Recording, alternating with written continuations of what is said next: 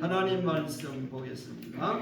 오늘 주시는 말씀은 마태복음 5장 13절에서 16절까지 신약성경 마태복음 5장 13절에서 16절까지 다 찾으셔서 말씀을 함께 합독해서 보겠습니다. 몇 절이 안 되니까요. 같이 한번 읽겠습니다. 13절에서 16절 시작. 너희는 세상의 소금이니 소금이 만일 그 맛을 잃으면 무엇으로 짜게 하리요. 부에는 아무 쓸데없어 다만 밖에 버려져 사람에게 팔릴 뿐이니라. 너희는 세상의 빛이라. 세상에는 영문가 숨겨지지 못할 것이요 사람이 등불을 켜서 방 아래에 두지 아니하고 등경 위에 두나니 이러므로 모든 사람에게 비치느니라. 이같이 너의 빛이 사람 앞에 비치게 하여 그들로 너의 착한 일을 보고 하늘에 계신 너의 아버지께 영광을 돌리게 하라. 따라합시다. 세상의 소금과 빛. 오늘 설교 제목은 세상의 소금과 빛, 이런 제목으로 말씀을 나누려고 합니다. 옛날부터 조상 대대로 터득해온 이 지혜들을 계속 모아가지고 만들어진 이야기를 우리가 흔히 잠언이라고 얘기를 해요. 이 잠언이라고 하는 것은 그 단어 자체 해석을 하면 가르쳐서 훈계가 되는 말, 이것을 잠언이라고 말하는데, 특별히 우리가 잘 알고 있는 이 유대인들의 지혜서라고 하는 탈무드 같은 것을 보면 수천 년 동안 조상들로부터 내려오는 그런 그 좋은 지혜의 말씀들을 묶어서 만들어 놓은 책, 이걸 우리가 탈무드라고 얘기를 하고, 이 탈무드라고 하는 이 책은 히브리 민족이 바로 하나님을 어떻게 경외하고 이 세상에 어떻게 살아가야 되는가라고 하는 삶의 지혜를 잘 가르치는 말씀이에요. 성경에도 보면은 위대한 지혜서라고 하는 솔로몬의 잠언이라고 우리 성경에 잠언이라고 하는 책이 기록이 되어 있는데, 이 솔로몬이 얼마나 하나님으로부터 지혜를 받았으면 성경은 솔로몬에서 이렇게 말씀하고 있어요. 열왕기상 4장 29절 30절에 보니까 이 솔로몬의 지혜에 대해서 성경이 이렇게 말합니다. 하나님이 솔로몬에게 지혜와 총명을 심히 많이 주시고 또 넓은 마음을 주시되 바닷가에 모래 같게 하시니 솔로몬의 지혜가 동쪽 모든 사람의 지혜와 애굽의 모든 지혜보다 뛰어난지라.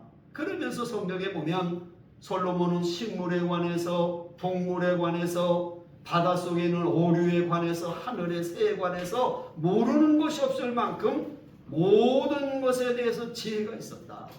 그러면서 계속해서 열왕기상 4장 34절에 보면 사람들이 솔로몬의 지혜를 들으러 왔으니 이는 그의 지혜의 소문을 들은 천하 모든 왕들이 보낸 자들이더라.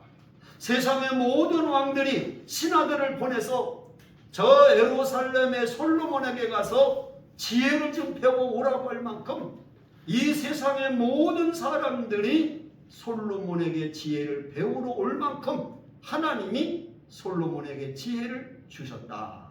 그래서 그 지혜의 말씀들이 성경의 솔로몬의 잠언이다, 이렇게 기록되어 있어요. 자, 그런데 중요한 것은 마태복음 12장 42절에 보니까 예수님이 뭐라고 말하냐면 너희들이 솔로몬이 그렇게 지혜자요 현자라고 말하는데 그 솔로몬보다 더 큰 이가 여기 있느니라. 나 예수님은 너희들이 그렇게 존경하는, 그렇게 훌륭하다라고 하는 솔로몬의 지혜보다 더 큰 지혜를 가지신 예수님이 여기 너희들 앞에 있다, 이렇게 말씀하시는 내용이 기록되어 있어요. 자, 그러면 우리가 먼저 서론으로 생각할 것은 이 잠언이라고 하는 특징이 뭐가 있을까? 이 잠언이라고 하는 것이 형식적으로 어떤 특징이 있는가? 크게 네 가지 특징이 있어요. 첫째는 뭐냐? 이 잠언의 말씀, 예수님의 말씀은 대단히 단순하다는 거예요. 오늘 본문에도 보면 긴 이야기가 없어요. 그냥 한 문장. 너희는 세상의 소금이다. 너희는 세상의 빛이다. 그냥 간단해. 단순하고 간결한데 그 한 단어의 간결한 그 문장과 또 한 단어가 추상적인 것이 아니라 실제적으로 삶에 적용할 수 있는 말씀을 하고 계시다는 거예요. 그게 예수님의 잠언의 특징이라는 거예요. 두 번째는 예수님의 잠언의 특징이 뭐냐? 알면서도 잃어버리고 있었던 것을 다시 생각나고 기억나게 하는 특징이 있다는 거예요. 우리가 우리나라 이제 속담이나 격언을 가지고 예를 들어 볼게요. 우리나라에도 오랜 세월 동안 조상들로 내려온 지혜가 있어요. 그게 뭐냐? 부뚜막에 소금도 입에 넣어야 짜다. 또 인생은 가시밭길 같다. 또 아니면 아무것도 피할 데가 없는 사람은 도간에 든 죄다. 아는 것이 자기 조금밖에 없는데 자기가 전부 아는 것 같으면 저 사람 우물 안의 개구리다. 이렇게 표현하는 것은 다 수백 년 동안 내려오면서 경험되어진 그런 지혜들을 이렇게 다시 알려주는 거예요. 그러니까 우리가 저 사람 우물 안의 개구리야 그러면 우리가 뭘 생각나요? 저 사람이 아는 건 얼마 없는데 굉장히 아는 걸로 착각하고 있어. 그럴 때 저 사람 우물 안의 개구리야. 이런 얘기를 하면 벌써 우리가 잃어먹고 있었던 이야기들이 생각난다는 거예요. 세 번째로 이 주님의 잠언, 예수님의 잠언은 뭐냐면 새로운 의미를 거기에 첨가하고 있다는 거예요. 더 어려운 말로 말하면 예수님의 말씀은 지금까지 알고 있는 그 이야기들 속에서 재해석을 한다는 거예요. 옛날에 내려오던 이야기가 오늘을 살아가는 우리들에게 어떤 교훈을 주시는가라고 하는 것을 가르치고 있는 그런 특징이 예수님의 잠언 속에는 들어있다는 거예요. 그리고 네 번째는 뭐냐? 기독교적 의미를 거기에 부여하고 있다. 예를 들면 하나님의 나라의 진리를 우리가 하나님의 말씀을 해도 우리가 못 알아들으니까 세상의 사람들이 알고 있는 그 지혜의 이야기들을 가지고 너희들이 잘 알고 있는 그 지혜 얘기처럼 하나님 나라는 그런 거야. 이렇게 설명하고 있는 예수님은 존재하는 이 지혜의 말씀을 통해서 복음적인 의미를 첨가시키고 있는 특징이 있다. 그래서 예수님이 가르쳐 주시는 성경의 말씀들을 보면 예수님은 대단히 중요한 이 예수님의 잠언 속에는 깊은 교훈이 담겨 있다. 자, 오늘 본문의 말씀에 보면 비유가 아니에요. 우리가 비유는 무엇 같은 천국은 열처녀와 같다.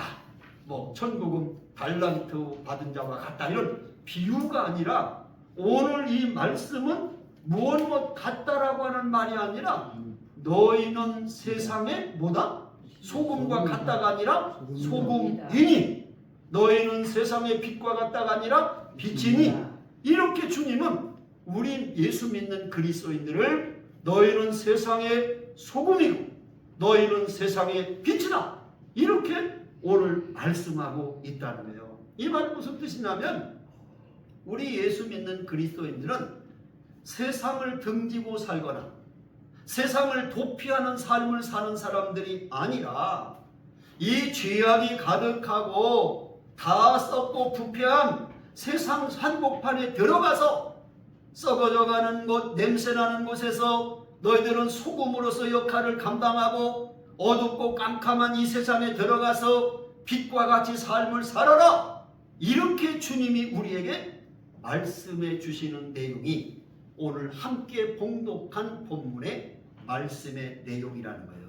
자, 그러면 오늘 왜 예수님은 너희는 세상의 소금이다, 너희는 세상의 빛이라고 했을까? 이 소금과 빛의 역할을 한번 두 개를 비교해 보면 아주 중요해요.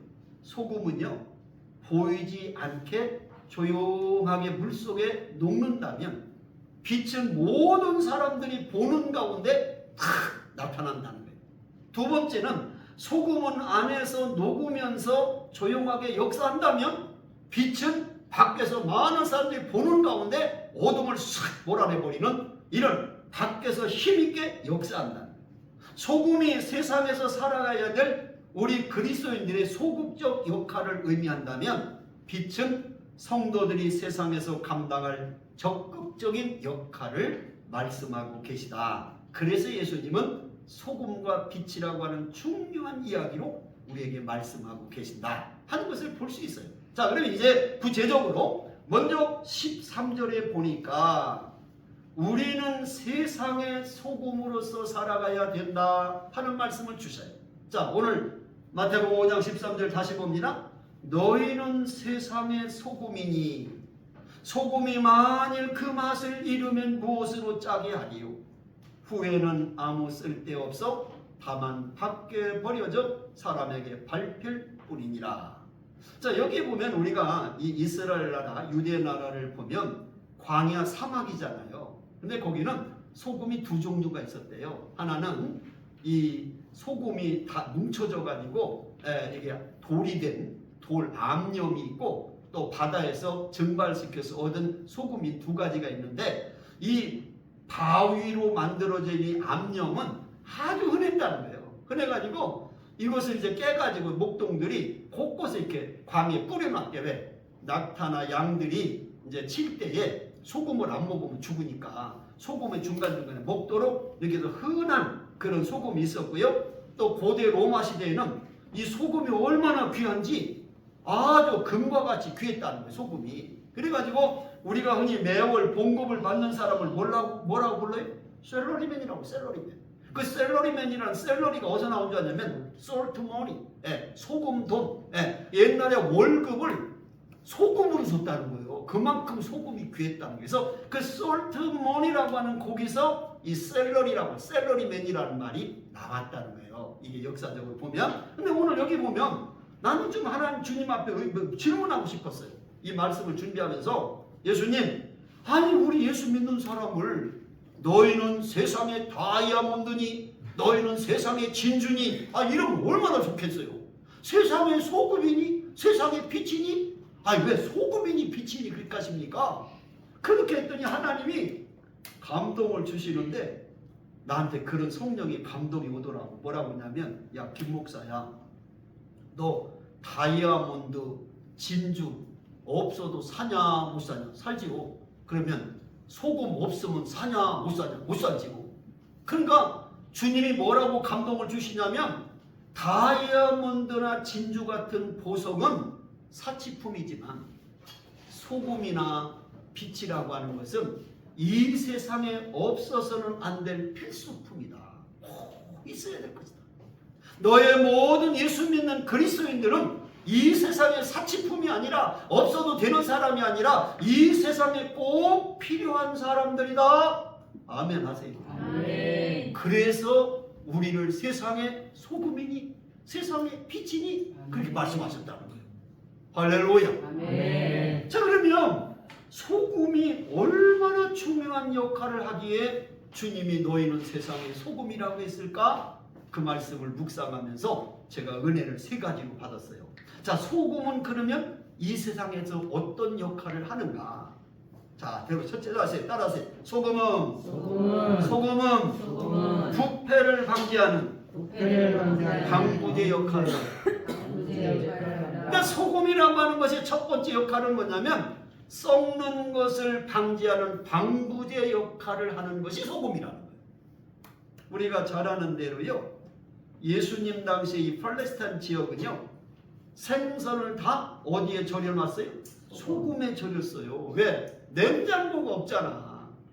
목사님이 어렸을 때도 냉장고라는 게 없었어요. 그래서 그냥 생선 같은 거 먹으려면 썩지 말라고 소금에다 막 얼마나 절여놨는지, 너무 생선이 짜가지고 아버지가 생선 한 마리 사오면 그 생선 뼈만 입으로 빨아먹어도 밥 한 그릇 다 먹어서 해보잖아요. 얼마나 짠지. 지금이야 냉장고에 탁 넣었다가 먹으니까 소금 안 절이지, 옛날에는 다 소금에 절여놨어. 왜? 썩으니까. 더군다나 이 중동은 더운 나라잖아. 얼마나 더운 나라. 그러니까 뭐 이 생선이 소금에 안 절여놓으면 금방 부패하고 썩어버린단 말이에요. 그러니까 예수님이 그 지역에 다 소금이 얼마나 중요하다는 걸 아니까, 너희들은 세상에 들어가서 부패하고 썩어져가는 이 세상에 썩는 것을 방지하는 소금과 같은 역할을 해야 된다. 그래서 너희는 세상의 소금이다. 이렇게 말씀하시는 거예요. 여러분, 유명한 강해 설교가인 캠벨 몰간이라는 박사님은 책에서 이렇게 썼더라고. 소금이란 치료제보다는 썩고 있는 물체의 부패를 방지하는 방부제 역할을 한다. 이렇게 그의 책에서 기록하고 있어요. 레위기 2장 13절에도 보면 하나님께 드리는 예물이 옛날에도 많이 썩었을 거 아니에요. 음식을 하나님께 제사 드리려면 썩을 거 아니에요. 그러니까 뭐라고 되어 있냐면 내 모든 소재물에 소금을 치라. 내 하나님의 언약의 소금을 내 소재에 빼지 못할지니 내 모든 예물에 소금을 드릴지니라. 하나님께 드리는 제물에 소금을 꼭 드려라. 그러니까 오늘 이 세상을 보세요. 인간의 기본적인 양심마저 팔아먹고 죄악에 썩는 냄새가 진동하는 우리가 살아가는 이 시대에 너희는 그 세상 속에 들어가 소금처럼 부패를 방지하는 삶을 살아라. 부패한 문명, 부패한 사회, 부패한 역사 속에 들어가 너희들은 소금과 같이 역할을 감당해서 이 썩어져가는 세상을 바로 회복시키는 일을 예수 믿는 너희들이 행하라. 그래서 이 소금이라고 하는 말씀을 주셨다. 여러분, 세상에 고여있는 웅덩이 물은 썩어요? 안 썩어요? 썩어요. 고여있는 물은 다 썩게 돼 있어요. 그런데 고여있는 물 가운데 유일하게 안 썩는 곳이 어디냐면 바닷물이에요. 바닷물은 고여있어도 안 썩어. 거기는 막 고기가 엄청나고 해초가 엄청나고 살아있는 생명의 바다요. 왜? 바닷속에는 뭐가 들어있어서? 소금이 들어있어서. 소금이. 그러면 바닷물 속에 소금이 몇 프로나 들어있나? 2, 3%가 들어있다는 거예요. 100이 물이라면 소금이 2, 3%. 2, 3% 소금만 있는데 바닷물은 생명이 살아있는 그런 바다가 됐다는 거예요. 그럼 보세요. 대한민국에 예수 믿는 사람이 많을 때는 1000만 명 같이 됐어요.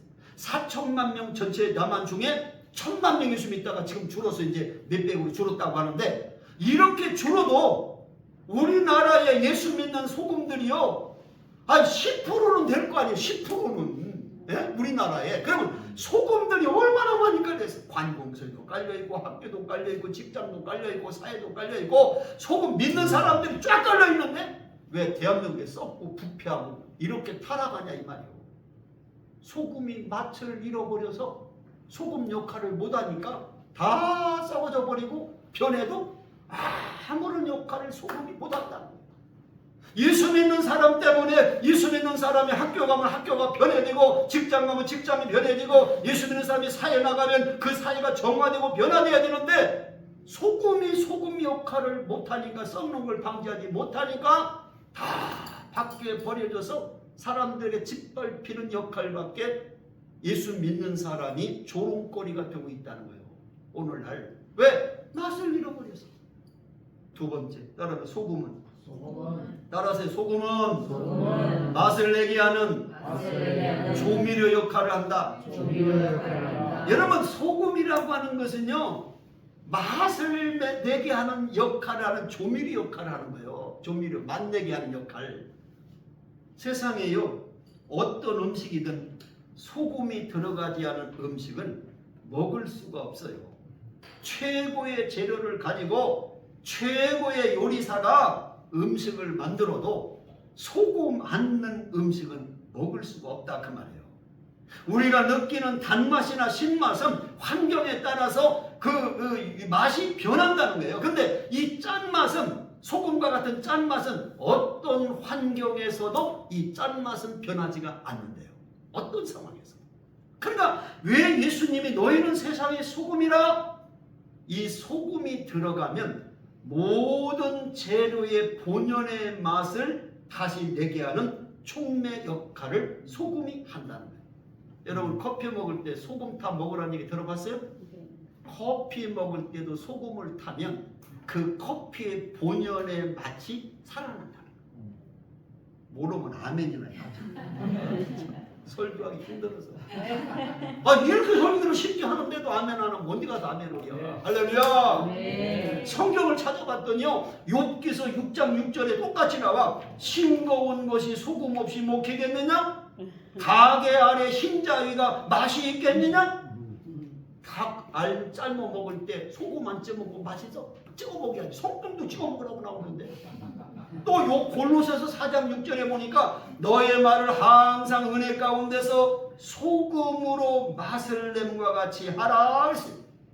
그러니까 오늘날 세상이 소금 자체로는 맛을 낼 수 없지만 소금이 다른 음식에 들어갈 때 맛을 내는 것처럼 오늘 우리 그리스도인들은 세상에 들어갈 때 살맛 없는 사회가 살맛 나는 사회로 바꿀 수 있도록 그런 역할을 너희들이 행해라. 그게 주님이 오늘 주시는 교훈이라는 거예요. 믿습니까? 세 번째 소금 역할이 뭐냐? 따라하세요. 소금은 하나 되게 하는 화목하는 역할을 한다. 그러니까 이 소금이 들어가면 막 싸우다가도 화목하게 된다는 거예요. 내가 생각해봤어요. 이 말씀 준비하다가 누가 소금이 들어가면 화목하게 될까? 부드러워질까? 보니까 가을에 김장김치 하는 게 딱 생각나더라고요. 김장김치 하려면 막 배추를 사다가 잔뜩 싸놓잖아요. 근데 배추를 다 잘라놓으면 사다가지고 막 지가 잘났다고 뻣뻣이야 배추가. 근데 딱 소금을 탁탁탁 뿌려가지고 하루 저녁 딱 놓으면 그 다음날 이제 씻어서 이제 양념 넣을 때 보면 배추가 뻣뻣해요, 흐물흐물해요. 흐물흐물해요. 왜? 소금이 들어가면 지달났다고 배추가 딱 손들고 있다가 스르륵 들어가 버리는 거예요. 화목하게 되는 거예요. 성경에도 보니까 성경에도 그렇게 돼 있어. 마가복음 9장 50절에 보니까 예수님이 이렇게 말씀하고 있어. 소금은 좋은 것이로되 만일 소금이 그 맛을 잃으면 무엇으로 이를 짜게 하리요? 그 다음에 너의 속에 소금을 두고 서로 화목하라. 소금을 두고 너희들이 서로 화목해라. 그 말씀을 왜 하셨을까를 쭉 앞을 찾아봤더니 바로 그 화목하라고 하는 말씀 앞에 어떤 사건이 벌어지냐면 예수님이 제자들과 가버나움을 지나가는데 제자들이 막 다투는 거예요. 네가 잘났다 내가 잘났다 막 다투는 거예요. 그래서 이제 예수님이 가버나움에서 한 집에 들어가셔서 물어보는 거예요. 너희들 길에서 왜 서로 이렇게 다퉜냐? 그러면서 그들이 서로 내가 주님 높은 자리에 앉는다. 예수님 왕되면 내가 예수님 높은 자리에 내가 앉는다. 네가 앉는다. 이것 때문에 다툰 거더라. 서로 누가 크냐? 그러니까 마가복음 9장 33절 34절 그 앞에 보면은 뭐란 예수님이 제자들에게 말씀하는 거예요. 첫째가 되고자 하면 섬기는 자가 돼야 된다.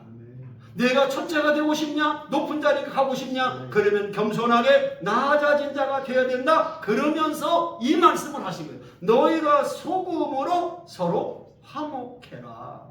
문제가 있고 다툼이 있고 불화가 있는 곳에 너희들 믿는 사람들이 들어가서 그 다투고 불화가 있는 사람들에게 평화의 도구로 화목하게 하는 도구로 너희들이 쓰임을 받아야 된다. 아멘. 그 세 가지 역할을 하라고 너희는 세상에 들어가 소금처럼 썩는 걸 방지하는 방부제 역할, 또 맛을 내게 하는 조미료 역할, 서로 불화하고 다투는 사람들에게 화목하게 하는 역할을 너의 믿는 사람들이 세상 속에 가서 해라. 그래서 이 소금이 되라고 말씀하신 줄로 믿습니다. 두 번째는 이제 뭐냐? 오늘 14절부터 16절까지 세 절 나오는 우리는 세상의 빛으로 살아야 된다라고 두 번째도 하잖아요. 오늘 성경 말씀 보시면 너희는 세상의 빛이라. 산 위에 있는 동네가 숨겨지지 못할 것이요 사람이 등불을 켜서 말 아래에 두지 아니하고 등경 위에 두나니 이름으로 지만 모든 사람에게 비치느니라. 이같이 너의 빛이 사람 앞에 비치게 하여 그들로 너의 착한 행실을 보고 하늘에 계신 너의 아버지께 영광을 돌리게 하라. 근데 세상의 빛이라는 거예요. 자, 그러면 세상에 비치면 빛은 또 어떤 역할을 하는가 또 봐야 될 거 아니에요. 그렇죠? 예. 그래야 또 이 말씀을 또 은혜가 되니까. 자, 그러면 우리가 세상에서 빛의 역할이라는 것은 뭐냐? 세 가지 이것도. 첫째, 따라합시다. 빛은 어둠을 몰아내고 밝혀주는 역할을 한다. 빛이라고 하는 것은 어둠을 몰아내고 밝혀주는 역할을 하는 것이 빛이라는 거예요. 오늘 예수님이 너희는 세상의 빛이라고 말씀하신 것은 이 세상이 전체적으로 뭐하다는 거예요? 어둡다는 거예요. 어둡다. 어두니까 세상이 좀 깜깜하니까 너희들이 들어가서 이 어둠을 좀 몰아내고 밝혀라. 그런 역할을 해라. 그렇게 가르쳐준 거 아니에요. 그러니까 이 세상의 본질은 바로 뭐냐? 이 세상의 본질은 깜깜하고 절망적이고 죽음이 가득한 어둠이 가득한 세상이기 때문에 너의 예수 믿는 사람이 가서 이 어두워져간 사람들의 마음속에 예수의 빛을 비춰서 이 세상을 밝게 해줘라. 그 역할을 너희들이 해라. 할렐루야. 아멘. 여러분, 이 세상을 누가 지배합니까? 공중 권세자분 사탄 마귀가 지배하고 있는 거예요. 근데 이 사탄 마귀가 하는 짓은 예수님의 빛이 사람들에게 비치지 못하도록, 예수님의 복음의 광채가 들어오면 예수 믿고 구원받고 하나님 나라 백성이 되니까 하나님 나라 백성 못 되게 하라고 이 사탄 마귀는 계속해서 하나님의 빛이 사람들 마음에 비치지 못하도록 차단하는 일을 사탄 마귀가 한다는 거예요. 내 얘기가 아니라 성경에 그렇게 돼 있다니까. 고린도 후서 4장 3절 4절에 보니까 이렇게 기록되어 있어요. 만일 우리의 복음이 가리웠으면 망하는 자들에게 가리워진 것이라. 그 중에 이 세상 신인 사탄 마귀가 믿지 아니하는 자들의 마음을 혼미하게 하여 그리스도의 영광의 복음의 광채가 비치지 못하게 하매니 그리스도는 하나님의 형상이니라. 우리가 전도해도 왜 사람들이 예수 안 믿냐? 그 사람이 나빠서 안 믿는 게 아니라는 거예요. 내가 전도한 내 친구가 왜 예수 안 믿냐? 마귀 사탄이 그 내가 전하는 예수님의 복음의 빛이 들어가지 그 사람에게 못 들어가게 자꾸 막아버린다는 거예요. 그래서 안 들어간다는 거예요. 그러니까 우리는 나가서 예수님의 빛을 받아서 계속 비춰줘야 된다. 안 믿는 사람에게 복음의 광채를 비춰서 그 사람들이 예수 믿을 수 있도록. 제가 이 설교를 준비하면서 책을 많이 보거든요. 항상 제가 이 설교 한 편이 10시간 걸려요. 딱 설교 한 번 만들어요. 제가 매주. 네. 10시간 준비하는데 한 책에 보니까 이런 예화가 들어있어요. 어느 서당에서 옛날에 서당에서 훈장님이 학생들에게 질문을 했대요. 내가 너희들에게 엽전 한 양을 줄 테니 이 엽전 한 양으로 너희들이 공부하는 이 큰 방을 가득 채우는 방법을 말해봐라. 그러니까 모두 다 아무리 생각해도 엽전 한 양 그 동그란 동전 하나 가지고 그 방 전체를 채울 방법이 없더라는 거예요. 그 다 할 수 없다고 고민하고 있는데 한 학생이 선생님 그 엽전 한 양 다 주세요. 내가 이 가득 채울게요. 그러더니 그 엽전 한 양을 갖고 딱 밖으로 튀어나가서 초를 하나 사갖고 와서 거기다 불을 딱 붙이니까 그 방이 빛으로 그냥 환하게 채워지더라고요. 할렐루야. 작은 불 하나가 깜깜한 온 방을 환하게 채우는 일을 하겠다. 믿으십니까? 아멘. 그렇게 여러분들은 세상 속에 들어가서 어두워져가 있는 이 사단 마귀가 하나님의 복음의 광채를 받지 못하도록 막는 그곳에 여러분은 예수의 빛을 받아서 그들에게 비춰주는 일을 행하라는. 우리가 잘 아는 대로 빛은 두 가지잖아요. 하나는 발광체가 있고 직접 빛을 스스로 내는 발광체가 있고 그 발광체에서 빛을 받아서 반사하는 반사체가 있어요. 예를 들면 태양은 발광체예요. 직접 빛을 비춰. 그런데 달이나 별들은 태양이 비추는 빛을 받아가지고 다시 밤에 비추는 거예요. 그러니까 태양은 발광체, 달과 별들은 반사체. 마찬가지로 예수님은 발광체, 빛 자체고 우리는 예수님의 빛을 받아서 다시 세상에 비추는 반사체. 이해가 되시면 아멘. 이해가 안 되면 할 수 없어. 자기가 머리가 나쁜 거예요. 왜? 이만큼 설명을 해주잖아. 그러니까 이 빛이라고 하는 것은 발광체와 반사체가 있는데 예수님은 발광체 직접 비춰. 요한복음 8장 12절에 보니까 나는 세상의 빛이니 나를 따르는 자는 어둠에 다니지 아니하고 생명의 빛을 얻으리라. 요한복음 9장 5절에 내가 세상에 있는 동안에 세상에 나는 빛이로다. 유베소 5장 8절에 너희가 전에는 어둠이더니 이제는 주 안에서 빛이라. 빛의 자녀들처럼 행하라. 할렐루야. 우리는 뭐냐? 예수님의 발광체인 빛을 받아서 세상 사람들에게 빛을 발하는 반사체라는 거예요. 그러니까 여러분의 사는 모습을 보고 세상 사람은 누구를 알아? 예수님을 볼 수 있다는 거예요. 여러분이 이 세상에서 행하는 모든 일을 바라보고 예수님이 저렇게 생겼구나, 저렇게 사는 거구나 하는 걸 여러분의 사는 모습을 보고 예수님을 알게 된다. 그러니까 마귀는 그걸 예수님 못 전하게 자꾸 막는다고. 빛은. 두 번째 따라서 빛은 방향을 제시하고 인도하는 역할을 한다. 망망대해 바다를 항해하는 선장이 어느 항구에 정박할 때 무엇의 빛을 봅니까? 등대불을 보고 안전하게 항구로 들어가는 거예요. 비행기가 떴다가 내릴 때에도 그 비행장에서 비행기를 불빛으로 잘 유도해 주잖아요. 활주로 해서. 그래서 안전하게 비행기가 내리더라고요.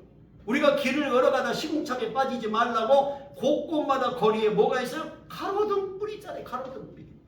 고속도로에도 반사할 수 있는 빛을 중간중간에 세워놓고 사고나지 않도록 하잖아요.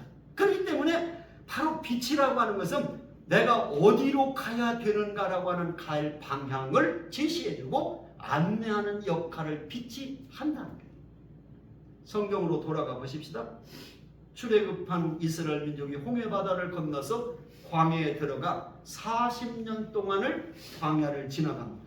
어디로 가야 할지, 어디서 몸을 해야 될지 알지 못하는 이스라엘 백성들에게 하나님께서 낮에는 구름 기둥으로 먼저 앞서서 가시고 밤에는 불 기둥으로 앞서서 가시면서 이스라엘 민족을 가나안 땅까지 쫙 인도해 주시잖아요. 그 빛으로.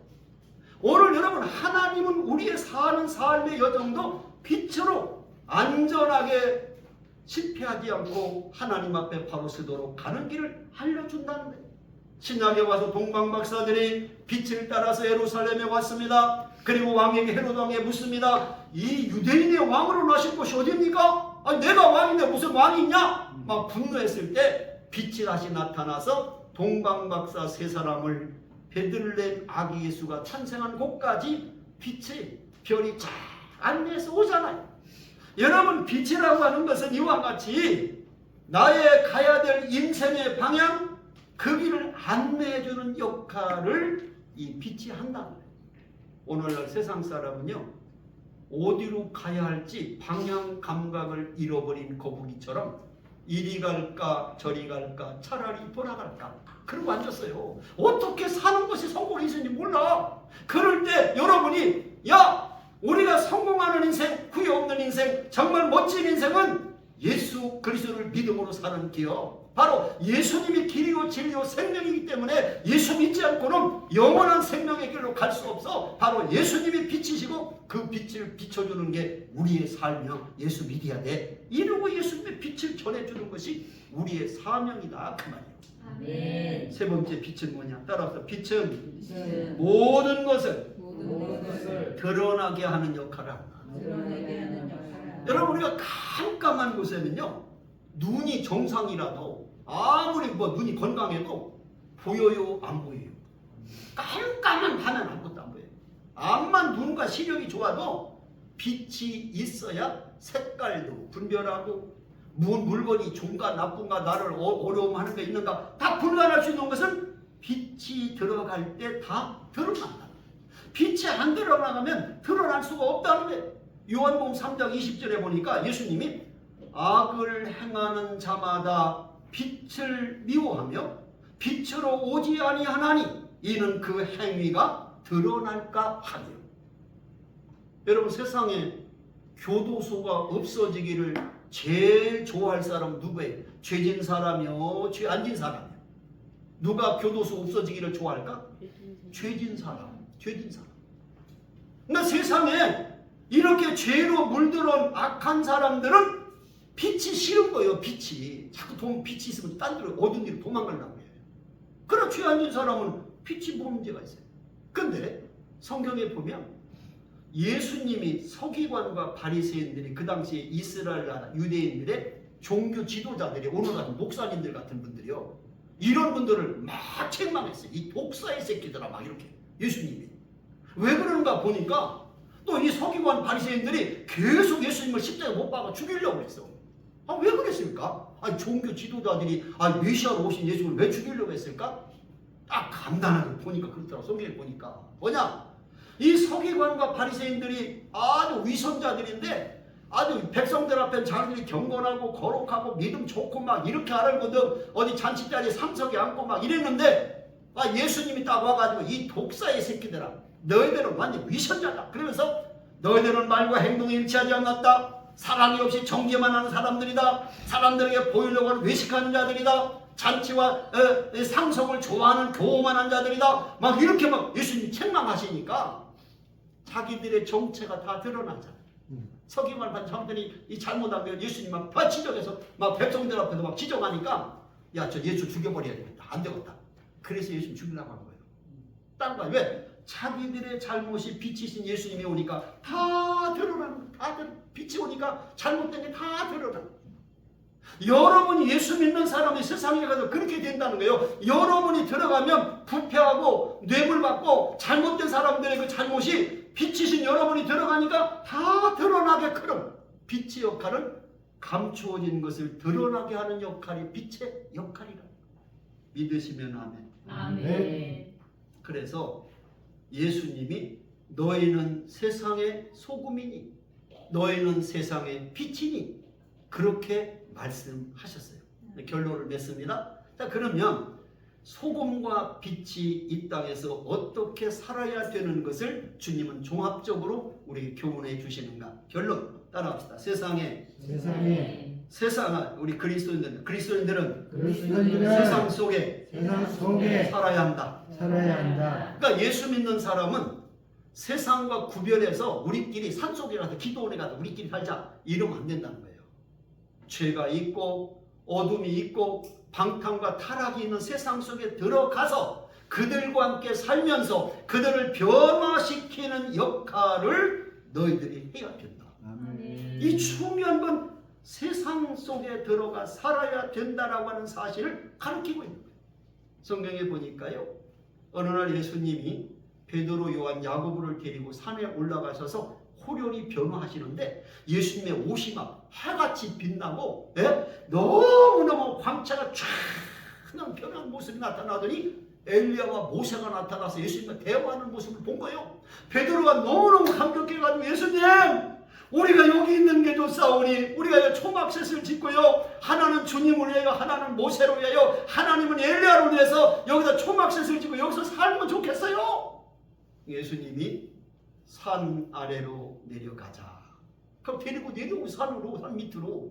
산 밑에 내려와 보니까 산 밑에는요, 귀신 들린 아이를 데리고 간 아버지가 와서 제자들에게 내 아이가 귀신 들려서 물에도 넘어지고 불에도 넘어지고 입에 막 거품을 뿜어내고 이를 갈며 죽어갑니다. 내 아이를 좀 살려주세요. 산에 올라가지 않은 9명의 제자들이 산 아래에서 그 아이를 붙들고 막 귀신아 나가라, 귀신아 나가라도 안 나가는 거라.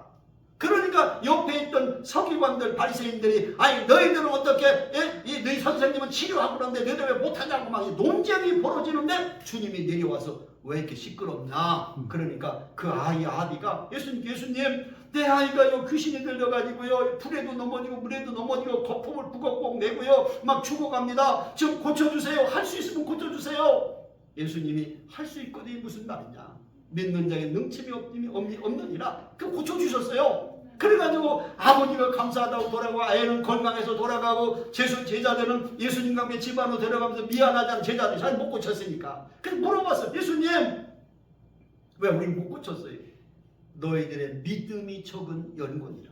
다른 곳에서는 너희의 기도가 없이는 이런 유가 나갈 수 없느니라. 그 말씀이 나와. 자, 문제 이걸 잘 보시면 왜 예수님은 산에 올라가서 호련히 광채가 나는 이 천사와 같이 변해진 그 아름다운 모습에서 베드로가 여기서 살지요? 예수님은 문제가 있고 고통이 있고 아픔이 있고 실패가 있는 산 아래로 내려가자. 문제가 있는 곳으로 내려가자. 그리고 거기서 역사를 변화시키자. 그게 그리스도의 삶의 모습이라는 거예요. 우리는 도피해서 우리끼리 예수 믿는 사람들끼리 어디 기도원가 살자, 어디 산속에 가자, 이런 신앙이 아니라는 거예요. 문제가 있고 아픔이 있고 실패가 있고 병들고 그런 세상 속에 들어가서 너희들이 그들을 변화시키는 일을 행하는 아멘. 유명한 스위스의 사제요 신학자인 한스 퀸이라고 하는 분은 그의 책에서 이렇게 말합니다. 목사가 교회를 향해서 파송된 성직자라면 그리스도인은 세상을 향해서 파송된 성직자다. 여러분은 세상을 향하여 목회자와 같이 삶을 살으라고 파송된 사람이라. 아멘. 아멘. 여러분, 이 말씀이 참 중요한 말씀이에요. 그냥 스쳐가는 말씀이 돼서는 안 돼요. 여러분, 우리가 흔히 너희는 세상의 소금이니 너희는 세상의 빛이니 너무너무 많이 들었어요. 근데 그 소금이니 빛이라고 하는 의미를 아는 사람을 물어보면 거의 없어요. 내가 수없는 사람들 물어봤어요. 세상의 소금이니 세상의 빛이니 그 의미가 뭡니까? 몰라. 수십 년 교회 다녀도 의미를 몰라. 그냥 세상의 소금이요 빛이요. 말은 들어봤는데 그게 진정한 무슨 의미인가를 모르겠다는 거예요. 이 말씀을 듣고 깨달으라는 거예요. 깨닫는 게 은혜는 딴 게 아니고 깨닫는 게 깨닫는 게. 두 번째 따라합시다. 그리스도인들은 세상 사람과 다르게 살아야 한다. 세상 속에 살아야 되지만 세상 사람처럼 동화돼서 살면 안 되고 세상 속에 살지만 세상 사람들의 삶의 스타일과는 다른 라이프 스타일이 바뀌어야 된다는 거예요. 삶의 모습이 예수님처럼 살아가는 사람이 그리스도인이요. 세상 사람들이 나를 보고 당신 사는 거 보니까 꼭 예수님처럼 사네. 그렇게 사는 사람이 그리스도인이란 말이에요. 믿습니까? 당신은 뭐 세상 사람 똑같네? 그러면 그건 잘못된 거예요. 세상 속에 살면서 세상 사람과는 다르게 사는 누구처럼? 예수님처럼 사는 사람이 되어야 된다는 거예요. 누가복음 14장 34절 35절에 보면 이렇게 주님 말씀합니다. 소금이 좋은 것이나 소금이 만일 그 맛을 잃으면 무엇으로 짜게 하리요? 땅에도 거름에도 쓸데없어 내버리느니라. 그 다음 게 중요해요. 들을 귀가 있는 자는 들을지어다. 오늘 주시는 말씀을 영적인 귀가 열린 사람은 들어도 영적인 귀가 닫힌 사람은 또 들어도 모른다는 거예요. 그 말씀을 깨닫지 못한다. 마태복음 5장 16절 본문에 보면 이같이 너의 빛이 사람 앞에 비치게 하여 너의 생활이 너희들의 삶이 세상 사람들이 너희의 삶의 모습을 주님처럼 살도록 그렇게 비치게 해서 너의 착한 행실을 보고 하늘에 계신 너의 아버지께 세상 사람들이 영광을 돌리게 해라. 야, 정말 예수 믿는 사람 다르네. 예수 믿는 사람은 정말 양보하고 예수님 사람은 겸손하고 예수님 사람은 사랑하고 예수님 사람 용서하고 예수님 믿는 사람 다르네. 정말 저 사람 보니까 나도 예수 믿고 싶네. 이렇게 세상 속에 살면서 세상 사람과는 다르게 예수님처럼 살아가는 삶, 그렇게 살으라고 세상의 소금이니 세상의 빛이니라고 말씀하셨다는 거예요. 여러분, 소금은 다른 것을 변화시켜도 자신은 변하지 않습니다. 소금은 절대로 자기 맛을, 짠맛을 잃어서는 안 됩니다. 소금은 어떤 물질이 더해졌다고 쓴맛이나 신맛으로 변해지지 않습니다. 다른 것을 변화시킬 수 있지만 소금 자체는 다른 것으로도 변해지지 않는다는 거예요. 그러니까 우리는 세상 속에서 금방 죄 짓는 사람하고 같이 뒤집고 이러면 안 된다는 거예요. 너희는 세상 속에 살지만 그 세상 사람을 변화시켜야지. 소금이 들어가 변화시키는 거지. 아니 세상 사람이 너를 변화시키냐 소금을? 그건 있을 수 없다는 거예요. 마가복음 4장 21절 이렇게 돼 있어요. 또 그들에게 이르시되 사람이 등불을 가져오는 것은 말 아래나 평상 아래에서 두려함이냐? 아니다는 거예요. 그 빛은 어디 밑에 말 속에다 집어넣으려고 불 켜는 게 아니라 많은 사람이 보는 등경, 벽 위에 높이 달아서 모든 사람이 보게 하려고 등경의 두려움이 아니냐. 그 말은 뭐예요? 빛은 타협할 수 없는 초월적 존재를 말하고 있어요. 여러분, 빛이 어둠하고 섞일 수 있어요? 없어요? 빛이 어둠하고 섞일 수 있어요? 없어요? 없어요. 빛이 들어가면 어둠은 사라져 버리는 거지. 섞일 수가 없는 거지. 다시 말하면 예수 믿는 사람은 숨길 수 없는 존재라. 세상 사람들이 다 본다. 그러니까 내가 예수 믿는다고 하면서 제대로 안 살고 죄짓고 살면 아이고 저 사람 교회 다니고 예수 믿는다는데 저게 뭐야? 우리와 다른 거 하나도 없네. 그래서요, 세상 사람들은 지들은 훨씬 나쁜 짓 많이 하면서 예수 믿는 사람 조금 잘못하면 어떻게 예수 믿는 사람이 그런 죄를 짓냐고 막 공격해. 우리가 생각할 때는 지들은 더 나쁜 짓 하면서 이런데 그 사람들이 왜 그 공격하냐? 세상 사람들도 예수 믿는 사람은 다르게 산다, 거룩하게 산다, 깨끗하게 산다는 걸 알아요. 그래서 예수 믿는 사람이 조금 잘못하면 어떻게 예수 믿는 사람이 그런 죄를 짓냐고 막 공격하는 거예요. 그거 다른 말 역으로 역설적으로 말하면 너희들만은 깨끗하게 사는 사람들이라고 세상 사람이 인정하는 거예요. 근데 우리가 세상과 똑같이 잘못해봤어요. 다 쳐다보잖아요. 빛은 숨길 수가 없어요. 딱 어디서나 다 보여요. 빛은 머릿속에. 그러니까 우리는 보여지는 존재라 말하는 거, 생각하는 거, 행동 하나도 조심해요. 왜? 내가 잘못하면 주님이 영광을 가려게 되니까. 세 번째는 모든 사람에게 빛을 비추는 존재로 살아가는 반사체로. 여러분 고린도서 6장 14절 16절에 바울이 이렇게 말해요. 너희는 믿지 않는 자와 멍에를 함께 매지 말라. 의와 불법이 어찌 함께하며 빛과 어둠이 어찌 사귀며 그리스도와 마귀가 어찌 조화되며 믿는 자와 믿지 않는 자가 어찌 상관하며 하나님의 성전과 우상이 어찌 일치가 되리요. 섞일 수 있다는 거예요? 없다는 거예요? 없다. 세상 속에 살지만 세상 사람과 섞일 수 없는 것이 그리스도인의 삶이다. 이 말씀을 주시는 거예요. 마지막 세 번째 따라합니다. 그리스도인들은 희생하는 삶을 살아야 합니다. 희생하는 삶을 살아야 합니다. 앞에서 이 소금이라고 하는 것은 부패를 방지하는 방부제 역할, 맛을 내게 하는 조미료 역할, 화목케 하는 화목의 역할, 이렇게 역할을 한다고 하는데 소금이 그런 역할을 하려면 녹아야 돼요? 안 녹아야 돼요? 소금이 안 녹으면 그런 역할을 못 한다는 거예요. 녹아져야 그런 역할을 하지. 만약에 빛이 비춰지지 못하고 꺼져버리면 어둠을 몰아내고 밝혀주는 역할, 방향을 제시하고 안내하는 역할, 모든 것을 드러나게 하는 역할을 할 수 있어요? 없어요? 꺼진 불은 아무것도 못해요. 그러면 불이 밝혀지려면 초가 녹아져야 되는 것처럼 희생이 없이는 그 역할을 감당할 수 없다는 거예요. 요한복음 12장 24절 예수님 말씀합니다. 내가 진실로 진실로 너에게 이르노니 한 알의 밀이 땅에 떨어져 죽지 아니하면 한 알 그대로 있고 죽으면 많은 열매를 맺느니라. 소금이 녹아져야 되고 촛불이 녹아져야만이 빛을 발하고 썩는 걸 방지하는 것처럼 너희는 세상 속에서 희생하고 낮아지고 너희 자신이 녹아져서 없어지는 그런 삶을 살 때만이 소금의 사명, 빛의 사명을 감당할 수 있다는 것입니다. 향나무는 자기를 찍는 도끼 날에도 향기를 발하는 것처럼 세상 사람들이 핍박하고 여러분을 욕하고 조롱할지라도 예수님처럼 향기나는 삶을 살아가기를 주의 이름으로 축복합니다. 기도하십시다. 예수님 고맙습니다. 사랑합니다. 오늘도 너희는 세상의 소금이니 너희는 세상의 빛이니 이 소금과 빛의 역할과 그 두 가지를 통해서 우리에게 주시려고 하는 하나님의 귀한 말씀을 들었습니다.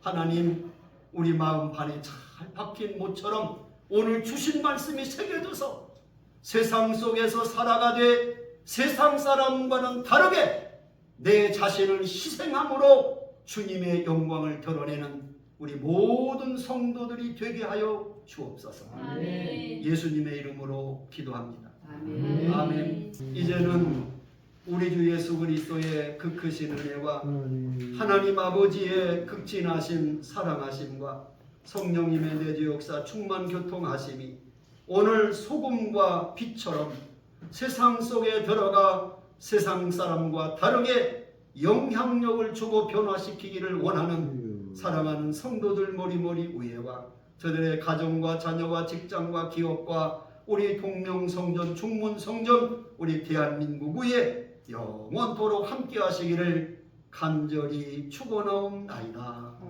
아멘.